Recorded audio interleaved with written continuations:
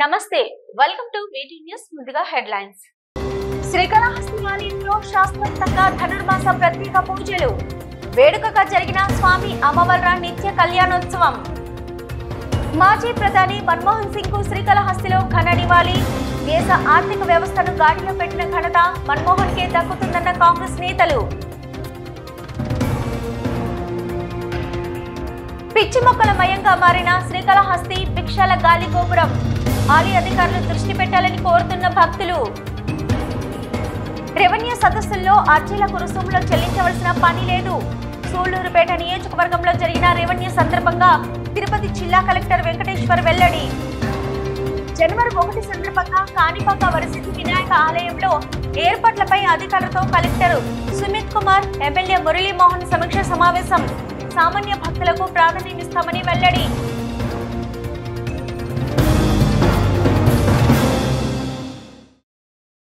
శ్రీకాళహస్తీశ్వర ఆలయంలో ధనుర్మాసం సందర్భంగా నిత్య కళ్యాణోత్సవం సేవ శుక్రవారం నేత్ర పర్వంగా నిర్వహించారు. ఆర్జిత సేవా భక్తులు స్వామివారిపై అత్యంత భక్తి శ్రద్ధలతో కళ్యాణోత్సవ సేవలో పాల్గొని పూజలు జరుపుకున్నారు. శ్రీకాళహస్తీశ్వర ఆలయం ధనుర్మాసం సందర్భంగా శుక్రవారం నిత్య కళ్యాణోత్సవం సేవా భక్తులు అధిక మంది పాల్గొన్నారు. గిరిజా శంకర్ల కళ్యాణోత్సవం చేయిస్తే తమ దాంపత్య జీవితాలు మంగళకరంగా సాగుతాయని, ముత్తైదువులు సౌభాగ్యం కలకాలం ఉంటుందని ఆశిస్తూ కళ్యాణోత్సవ సేవ నిర్వహిస్తారు. ఈ మేరకు శ్రీకాళహస్తి ఆలయంలో ధనుర్మాసం సందర్భంగా శుక్రవారం నిర్వహించిన నిత్య కళ్యాణ ఉత్సవం శాస్త్రయుక్తంగా చేపట్టారు. స్వామి అమ్మవార్ల ఉత్సవమూర్తులను కొలువు తీర్చి కలశ స్థాపన పూజలు జరిపి సంప్రదాయ పద్ధతిలో కళ్యాణోత్సవ పూజలు జరిపి అనంతరం స్వామి అమ్మవార్ల కళ్యాణాన్ని నేత్ర పర్వంగా నిర్వహించారు. భక్తులు ఉమాశంకర్ల కళ్యాణాన్ని తిలకించి ఆధ్యాత్మిక ఆనందంతో పరవశిస్తూ భక్తి ప్రపత్తులతో ప్రణమిల్లారు. ఈ కార్యక్రమంలో ఏఈఓ లోకేష్ రెడ్డి, వేద పండితులు, Arthagiri Swami, temple superintendent Nagabhushanam Yadav, temple inspector Hari Yadav, ఆలయ అధికారులు పాల్గొన్నారు.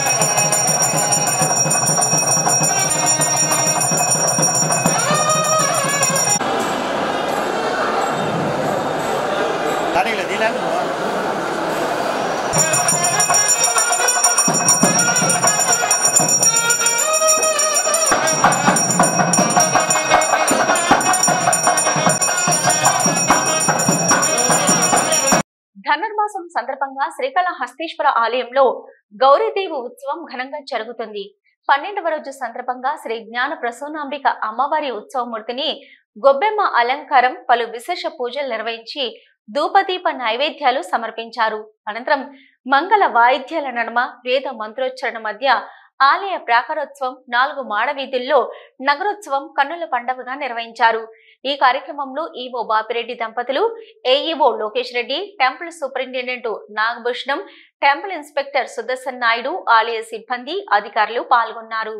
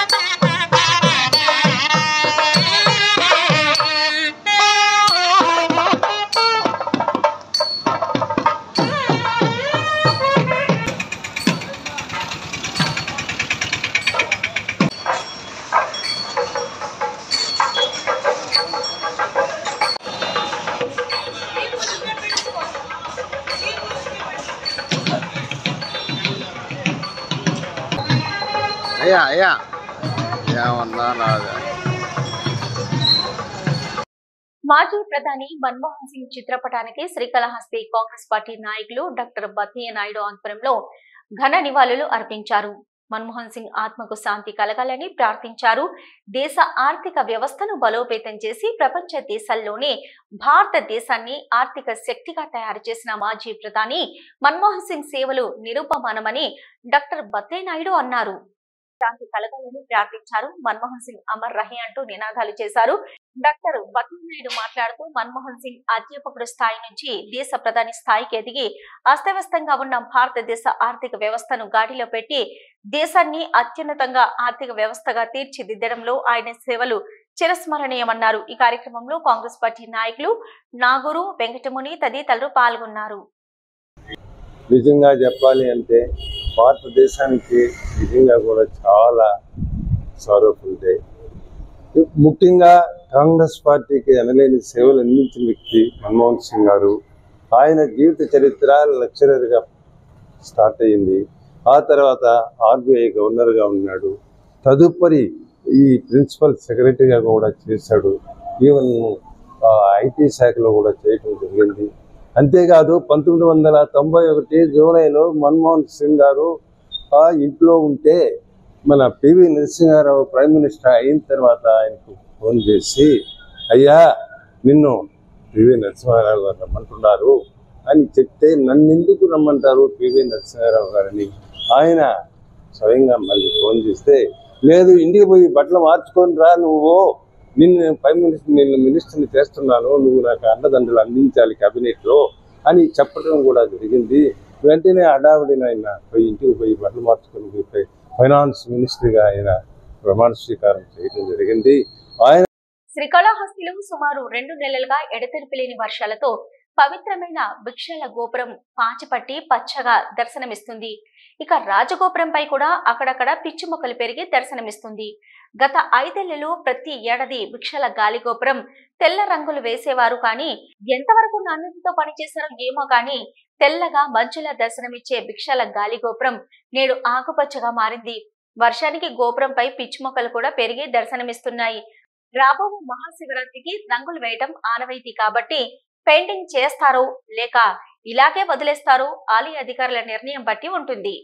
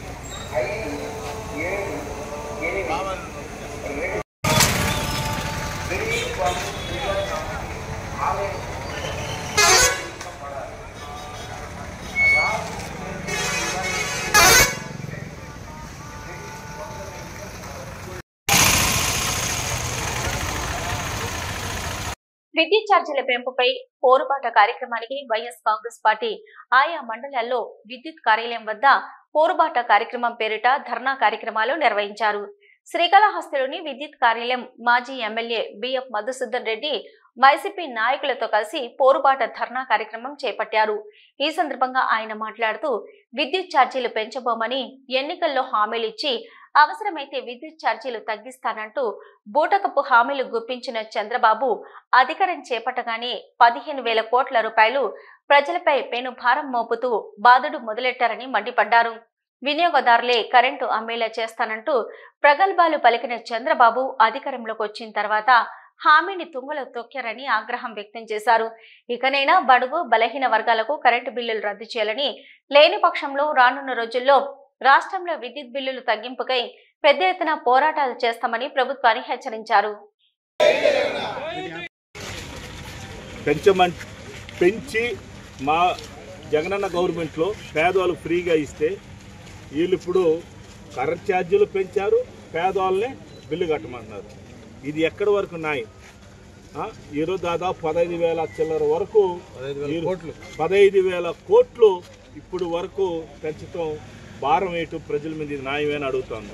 వీళ్ళకి ఈరోజు ఏం చూస్తున్నారంటే ఈరోజు కరెంట్ ఛార్జీలు పెంచే ముందు ఎంతమంది మీద కేసులు పెట్టాలి, దాని మీద దీక్ష ఎక్కువ ఉంది. రాష్ట్ర ప్రజలకందరికీ మార్చేదానికి కేసుల మీద ఇంట్రెస్ట్ ఉంది. కాబట్టి పేదవాళ్ళ కోసం అడుగుతున్నాం, మా కోసం అడగల. పేదవాళ్ళ కోసం వాళ్ళ కడుపు కొట్టొద్దు. వాళ్ళు మీ అందరికి కూడా ఓటేస్తుంటారు. ఖచ్చితంగా వాళ్ళు దృష్టిలో పెట్టుకొని ఈరోజు మీరందరూ కూడా కరెంటు ఇమీడియట్లీగా పేదవాళ్ళకి ఫ్రీగా ఇవ్వాలని, కరెంట్ ఛార్జీలు పెంచినట్టని కూడా ముందు ఎట్టున్నాయో అట్లా తగ్గించాలి. ఇప్పుడు మేము చేసిన దానికన్నా తగ్గిస్తే గవర్నమెంట్ మంచిది అంటారు, అంతే కదా.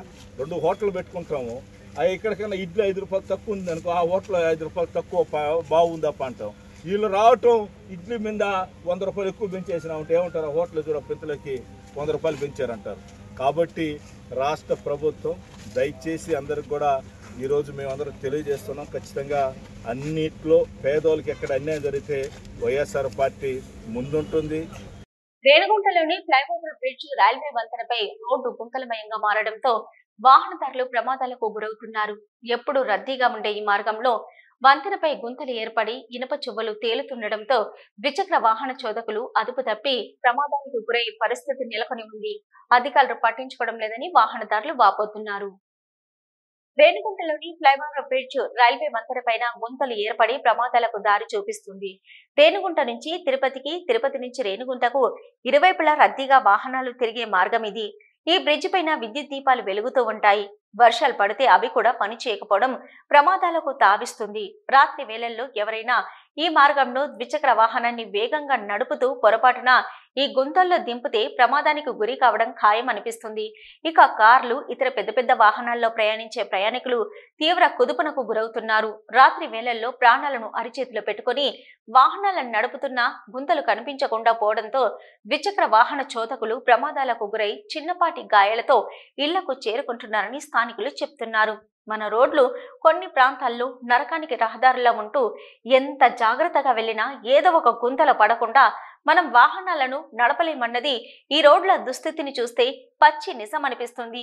అదేవిధంగా రేణిగుంట నుంచి తిరుపతి, పుత్తూరు, శ్రీకాళహస్తి, కడప వెళ్లే రోడ్డు మార్గాలు అడుగుకో గుంతలు ఉన్న మరమ్మతులకు నోచుకోకుండా ఉండడంతో వాహనదారులు తీవ్ర ఆవేదన వ్యక్తం చేశారు. ఇప్పటికైనా అధికారులు స్పందించి రోడ్డు మరమ్మతులు చేపట్టాలని వాహన చోదకులు, ప్రయాణికులు కోరుతున్నారు. రెవెన్యూ సదస్సుల రోజున అందే ఆర్జీలకు ఎలాంటి రుసుము చెల్లించవలసిన అవసరం లేదని, రెవెన్యూ సదస్సులను ప్రజలు సద్వినియోగం చేసుకోవాలని తిరుపతి జిల్లా కలెక్టర్ డాక్టర్ ఎస్ వెంకటేశ్వరరావు పిలుపునిచ్చారు. సూళ్లూరుపేట నియోజకవర్గం స్థానిక నాయుడుపేట విన్నమల గ్రామం ఏర్పాటు చేసిన రెవెన్యూ సదస్సులో కలెక్టర్ పాల్గొన్నారు. దీర్ఘకాలంగా అపరిష్కృతంగా ఉన్న భూ, రెవెన్యూ సంబంధిత సమస్యల పరిష్కారం కొరకు డిసెంబర్ 6 నుంచి జనవరి 8 వరకు రెవెన్యూ సదస్సులను రాష్ట్ర వ్యాప్తంగా ప్రతిష్టాత్మకంగా నిర్వహిస్తుందని, గ్రామాలలో ప్రజలు ఈ కార్యక్రమాన్ని సద్వినియోగం చేసుకోవాలని జిల్లా కలెక్టర్ డాక్టర్ ఎస్ వెంకటేశ్వర్ పేర్కొన్నారు. సూళ్లూరుపేట నియోజకవర్గం స్థానిక నాయుడుపేట విన్నమల గ్రామంలో ఏర్పాటు చేసిన రెవెన్యూ సదస్సులో Sullurpeta MLA Nelavala Vijayasree, MLA RDO Kiranmayi, సంబంధిత అధికారులతో కలిసి కలెక్టర్ పాల్గొన్నారు. ఈ సందర్భంగా కలెక్టర్ మాట్లాడుతూ జిల్లాలోని అన్ని రెవెన్యూ గ్రామాల్లో ఈ నెల 6వ తేదీ నుంచి వచ్చే నెల జనవరి 8వ తేదీ వరకు 33 రోజులు రెవెన్యూ సదస్సులు నిర్వహిస్తున్నామని, సుమారు 70% రెవెన్యూ సమస్యలు ఉన్నాయని, ముఖ్యమంత్రి వాటి పరిష్కారం కోసం రెవెన్యూ సదస్సులకు శ్రీకారం చుట్టారని, సక్రమంగా నిర్వహించి సమస్యల పరిష్కారానికి చర్యలు తీసుకోవాలని అధికారులకు సూచించారు. కూటమి ప్రభుత్వం ఏర్పడ్డాక ముఖ్యమంత్రి చేసిన తొలి 5 సంతకాలలో ల్యాండ్ టైటిలింగ్ యాక్ట్ రద్దు చేయడం జరిగిందని, తద్వారా రీసర్వే, ఫ్రీ హోల్డ్ చేసిన భూముల అవకతవకలపై పరిష్కారం కొరకు రెవెన్యూ సదస్సులకు శ్రీకారం చుట్టడం జరిగిందని తెలిపారు. రెవెన్యూ సంబంధిత భూ సమస్యల పరిష్కారం ద్వారా గ్రామాల్లో తగాదాలు తగ్గిపోయి శాంతి భద్రతలు కూడా మెరుగుపడతాయని అన్నారు. గ్రామాలలోని ప్రజలకు సంబంధించిన భూ సంబంధిత మరియు ఇతర రెవెన్యూ సంబంధిత సమస్యలపై రెవెన్యూ సదస్సులలో అర్జీలు వస్తున్నాయని, వాటి పరిష్కారం కొరకే ఈ రెవెన్యూ సదస్సుల నిర్వహణని రెవెన్యూ యంత్రాంగం ప్రజలు ముంగిటకు వచ్చి వారి సమస్యల పరిష్కారానికి చర్యలు తీసుకోవడం జరుగుతుందని ప్రజలు సద్వినియోగం చేసుకోవాలని తెలిపారు. ఆర్డీఓ, తహసీల్దార్ తదితర రెవెన్యూ అధికారులు గ్రామంలోని ప్రజలకు సంబంధించిన రెవెన్యూ సంబంధిత భూములకు సంబంధించిన కుల ధృవీకరణ, ఆదాయ ధృవీకరణ, సర్వే మ్యూటేషన్ తదితర సమస్యలు ఉంటే వారి గ్రామంలో రెవెన్యూ సదస్సు నిర్వహించిన రోజు అర్జీలు స్వీకరించి పరిష్కారం అప్పటికప్పుడే చేస్తే పరిష్కారాలు చూపాలని, లేని పక్షంలో 45 రోజులలో నిర్దేశిత గడువులోపు పరిష్కరించాలని తెలిపారు. ఫ్రీ హోల్డ్ మరియు సెక్షన్ 22A తదితర రెవెన్యూ సమస్యలను పరిష్కరించే దిశలో రెవెన్యూ అధికార యంత్రాంగం పరిష్కార దిశగా చర్యలు తీసుకోవాలని కోరారు. ఆ రెవెన్యూ సదస్సుల వేదిక రెవెన్యూ సంబంధిత సమస్యల పరిష్కారానికి చక్కగా ఉపయోగపడుతుందని తహసీల్దార్, రెవెన్యూ ఇన్స్పెక్టర్, సంబంధిత గ్రామాల VRO మరియు మండల సర్వేయర్, రిజిస్ట్రేషన్ శాఖ ప్రతినిధి, అవసరమైన చోట్ల అటవీ, దేవాదాయ శాఖ, వక్ఫ్ బోర్డు సిబ్బందితో కూడిన ఈ అధికార బృందాలు ఈ కార్యక్రమంలో పాల్గొంటాయని తెలిపారు. రెవెన్యూ సదస్సు నిర్వహించే రోజున వచ్చే అర్జీలకు ఇలాంటి రుసుము చెల్లించవలసిన అవసరం లేదని, ఆ రోజు మినహా మిగిలిన రోజులలో వచ్చే అర్జీలకు నిర్దేశిత రుసుములు చెల్లించవలసి ఉంటుందని తెలిపారు. రెవెన్యూ సదస్సుల సందర్భంగా స్వీకరించే ఫిర్యాదులన్నింటినీ రియల్ టైమ్ గవర్నెన్స్ సొసైటీ రూపొందించిన గ్రీవెన్స్ రిడ్రెసల్ పోర్టులోని ప్రత్యేక విండోలో ఆన్లైన్లో నమోదు చేయడం జరుగుతుందని, రసీదు ఇవ్వడం జరుగుతుందని పేర్కొన్నారు. వైసీపీ నగరిలో నిర్వహించిన విద్యుత్ ఛార్జీల పెంపు నిరసన కార్యక్రమంలో మాజీ మంత్రి రోజా పాల్గొన్నారు. CM Chandrababu, deputy CM Pawan Kalyan ఉమ్మడి మేనిఫెస్టో పేరుతో ప్రజలను మోసం చేశారని అన్నారు. గతంలో ఎప్పుడు లేని విధంగా సర్దుబాటు ఛార్జీల పేరుతో ప్రజల మీద విద్యుత్ అదనపు ఛార్జీల భారాన్ని మోపారని విమర్శించారు. నగరంలోని పవర్లూమ్ పరిశ్రమలకు 500 యూనిట్లు విద్యుత్ ఉచితంగా ఇస్తామని చెప్పి అధికారంలోకి వచ్చిన తర్వాత కూటమి ప్రభుత్వం మోసం చేసిందని అన్నారు. ప్రజలు కూటమి ప్రభుత్వం చేసిన మోసాన్ని గ్రహించాలని తెలిపారు. ఈ మేరకు స్థానిక వైసీపీ నేతలు, కార్యకర్తలతో కలిసి వైఎస్ఆర్సీపీ పోరుబాట కార్యక్రమంలో నిరసన ర్యాలీ చేపట్టారు.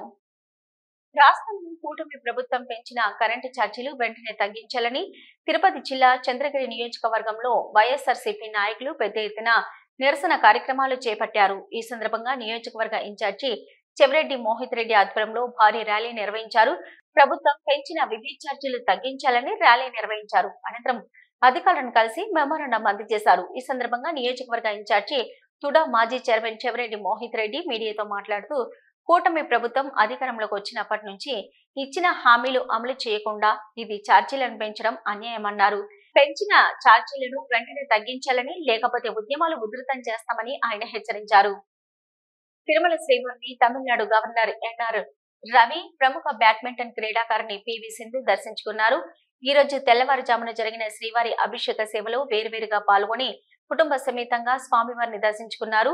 టీటీడీ అధికారులు వీరికి దర్శన ఏర్పాట్లు చేసి అనంతరం రంగనాయకుల మండపంలో తీర్థ ప్రసాదాలు అందజేయగా పండితులు ఆశీర్వచనాలు అందజేశారు.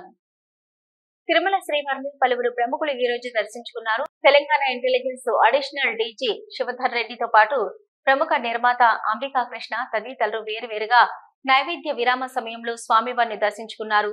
ప్రముఖులకు ఆలయ మర్యాదల మేరకు టీటీడీ అధికారులు దర్శన ఏర్పాట్లు చేసి స్వామివారి తీర్థ ప్రసాదాలు అందజేశారు. జనవరి 1 ఆంగ్ల సంవత్సరాది సందర్భంగా చిత్తూరు జిల్లా కాణిపాకం ఆలయంలో అధికారులు ప్రత్యేక ఏర్పాట్లు చేస్తున్నారు. జనవరి 1న స్వామివారి దర్శనానికి పెద్ద సంఖ్యలో భక్తులు వచ్చే అవకాశం ఉండడంతో అందుకు తగ్గట్టుగా చర్యలు చేపడుతున్నట్టు కలెక్టర్ సుమిత్ కుమార్, పూతలపట్టు ఎమ్మెల్యే మురళీమోహన్ వెల్లడించారు. ఈ మేరకు ఆలయ పరిపాలన భవనంలో అధికారులతో సమీక్ష సమావేశం నిర్వహించారు. రీటైల్ న్యూస్ ముగించే ముందు హెడ్లైన్స్ మరొకసారి.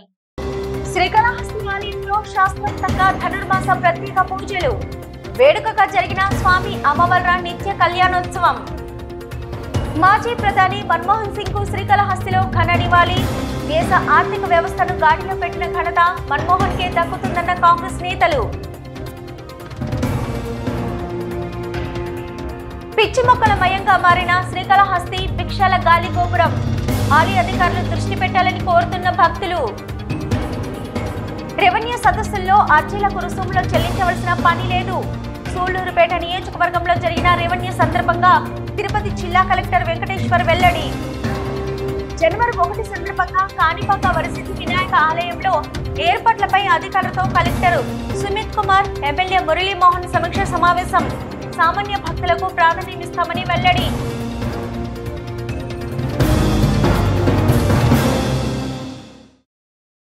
ఇవి ఇప్పటివరకున్న వీటి న్యూస్. నమస్తే.